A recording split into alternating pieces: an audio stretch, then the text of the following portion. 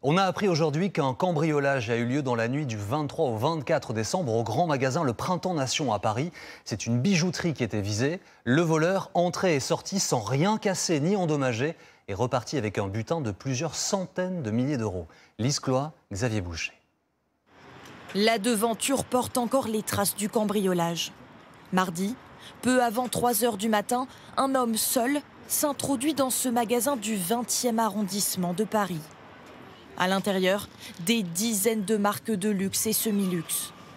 Sur ces images que nous nous sommes procurées, on aperçoit le présentoir vers lequel il se dirige ce soir-là.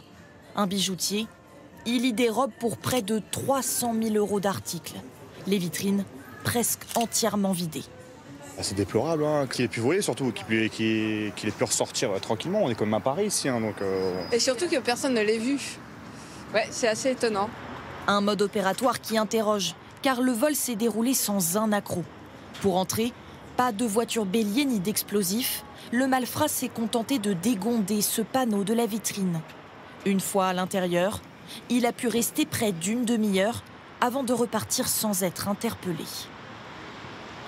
D'après les premiers éléments de l'enquête, effectivement, aucun système de sécurité n'a été enclenché ni déclenché, ce qui aurait pu permettre l'intervention des services et de sécurité et de police.